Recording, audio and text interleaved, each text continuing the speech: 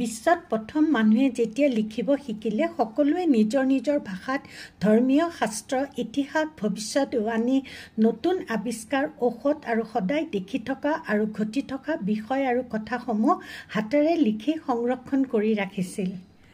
পোনপ্ৰথমে গছৰ বাকলি, শিল, তাম্ৰফলি আদিত উল্লেখ কৰাৰ পিছত লাহে লাহে গছৰ বাকলিৰ পৰা প্ৰস্তুত কৰা পেপাৰৰ দৰে চিট আৰু সোনকালে নষ্ট নোহোৱা গছৰ পাতত লিখিবলৈ লয়।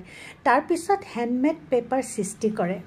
মই ভিডিঅ'টো বেছি দীঘলীয়া নকৰিবৰ কাৰণে অতি সহজভাৱে কৈ থৈছোঁ যে এইদৰে গছৰ বাকলিৰ পৰা প্ৰস্তুত কৰা চিট আৰু গছৰ পাতসমূহত লিখা বিষয়বস্তুসমূহ ইফাল সিফাল নহ'বলৈ একেলগে গাঁঠ বান্ধি ৰাখিছিল আৰু যাতে একে বিষয়ৰ বস্তু একেলগে থাকে আৰু দৰকাৰত সহজে পোৱা যায়।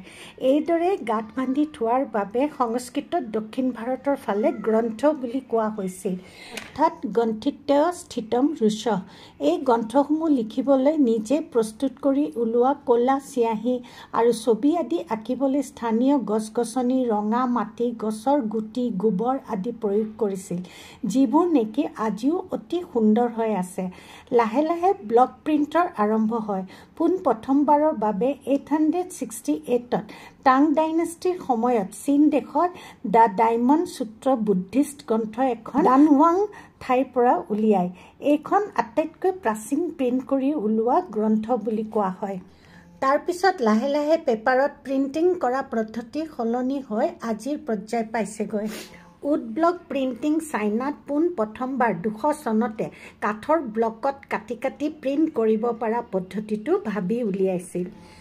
তেওঁলোকে কাঠৰ ব্লকত শব্দবোৰ আৰু বাক্যবোৰ সুন্দৰভাৱে কাৰ্ভিং কৰি কাটি কাটি উলিয়াই লৈছিল। ইমান সুন্দৰ কৰি কাটি উলিয়াইছিল, সেই ব্লকবোৰ বাৰে বাৰে ইউজ কৰিব পাৰিছিল।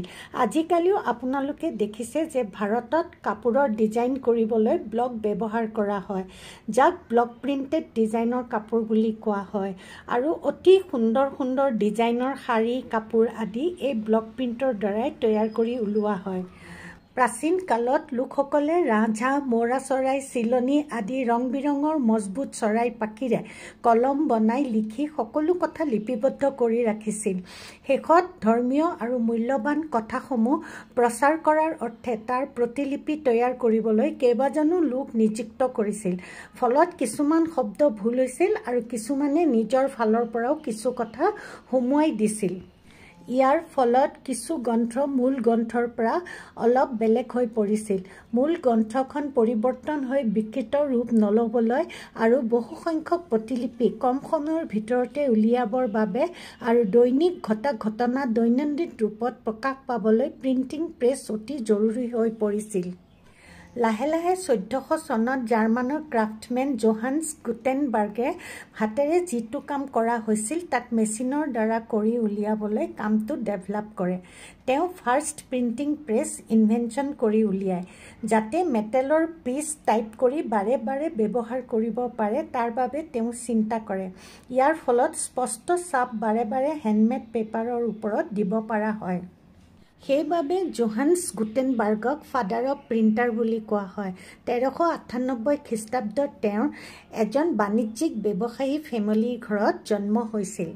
আমেৰিকাত ফাৰ্ষ্ট প্ৰিণ্টিং প্ৰেছ 1639 চনত অনা হয়। ইণ্ডিয়াত পোনপ্ৰথমবাৰৰ বাবে 1556 খ্ৰীষ্টাব্দত অল্ড গোৱাত জেছুইট ছেণ্ট পলছ কলেজত পোনপ্ৰথমবাৰৰ বাবে প্ৰিণ্টিং প্ৰেছ এষ্টাব্লিছ কৰা হৈছিল। আমেৰিকান বেপ্টিষ্ট মিছনাৰীসকলে অসমৰ শিৱসাগৰত 1846 জানুৱাৰী মাহত পোনপ্ৰথমবাৰৰ বাবে প্ৰিণ্টিং প্ৰেছ এষ্টাব্লিছ কৰে আৰু মান্থলি পেপাৰ বা মেগাজিনেই কওক অৰুণোদয় নামেৰে প্ৰকাশ কৰে। আজিকালি বিশ্বৰ সকলো দেশতে ডিজিটেল প্ৰিণ্টিং প্ৰেছ আৰম্ভ হৈ গৈছে। আগতে বছৰ বছৰ ধৰি লগা কামবোৰ আজিকালি ছেকেণ্ডতে হৈ যোৱা হৈছে। চব কামতে আজিকালি অতি সোনকালে কৰিব পৰা হোৱা হৈছে। আগতে মানুহে ইমান কষ্ট কৰি আমাৰ বাবে বহুত তথ্য এৰি থৈ গৈছে। আজিকালি যাত্ৰাৰ পৰা খোৱা বস্তু বনোৱা, কাপোৰ তৈয়াৰ কৰা, খেতি কৰা সকলোবোৰ কামেই ইমান সোনকালে কৰিব পৰা হোৱাৰ স্বত্তেও আজি আমাৰ হাতত সময় নাই। কাৰণটো কি ভাবিলে আচৰিত লাগে। ভিডিঅ'টো চাই থকাৰ বাবে আপোনালোকক বহুত ধন্যবাদ জনাইছোঁ। আপোনালোকে পেজটো ফ'ল' কৰি লাইক কৰি কমেণ্ট দিবলৈ নাপাহৰিব।